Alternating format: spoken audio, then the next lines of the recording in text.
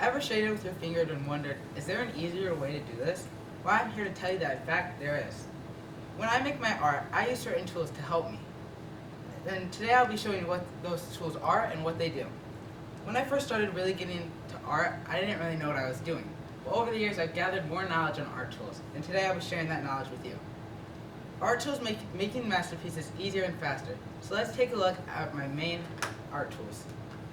First, we have my sketchbook. My sketchbook is a super important art tool. I practice in here, and the art leans towards the paper.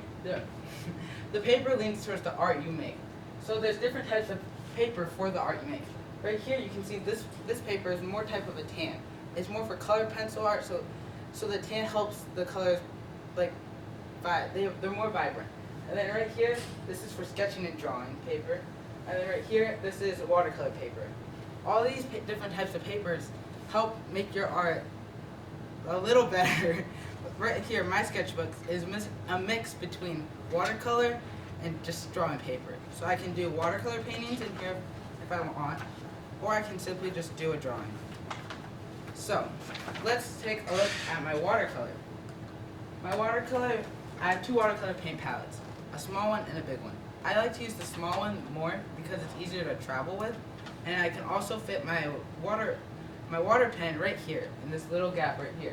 My water pen looks like this.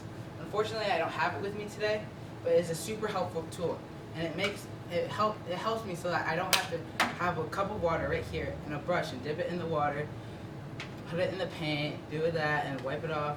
I can just squeeze it. The water comes out, and I can add water to my paint, or I can wash the paint out. Then next, I have my art kit. You're probably wondering, what's an art kit? An art kit holds all my tools. So, opening my art kit, you'll find my pencils. My pencils range from the 3B to 8B.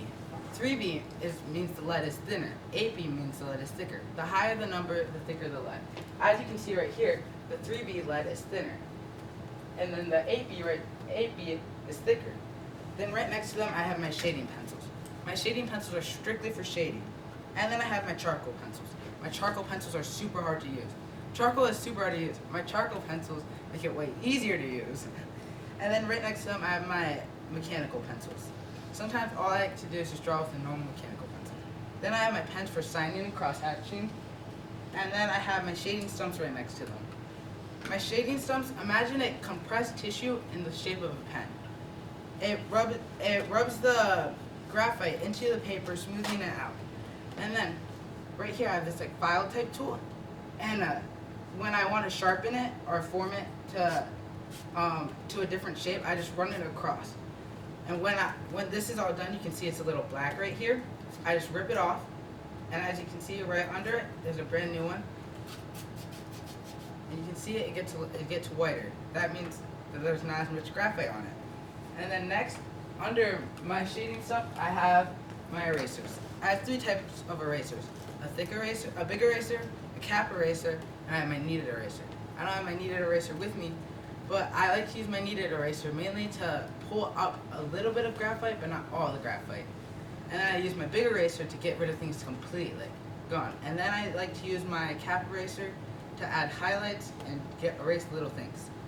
Okay, with that, who likes Taylor Swift in here? Okay, well today we're going to do a drawing of Taylor Swift. Here's a reference picture.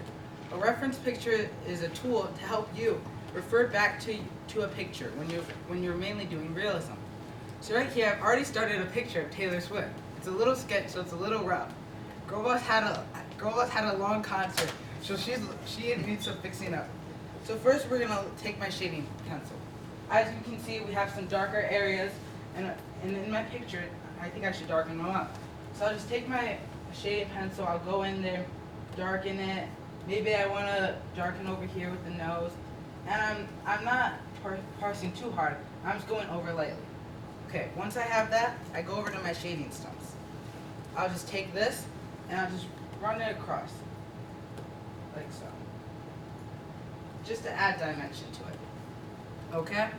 And if you look closely right here at her eye, it's a little lighter. So we're going to take the cap eraser and just go in to make a fine detail right there. To lighten it up just a tad.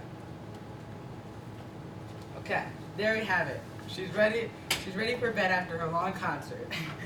Okay, now, these tools are nice to have, but you don't really need them. They make art faster and easier, but you always have your pencil and paper.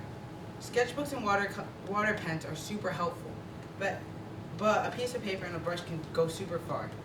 Shading pencils and charcoal pencils are so much easier to use, but you always have a normal pencil. Shading stumps and erasers can speed up the process, but hey, you always have your finger and the eraser at the end of your pencil. Art is an expression of yourself, not the tools you use. So sometimes all you need is a pencil and a piece of paper.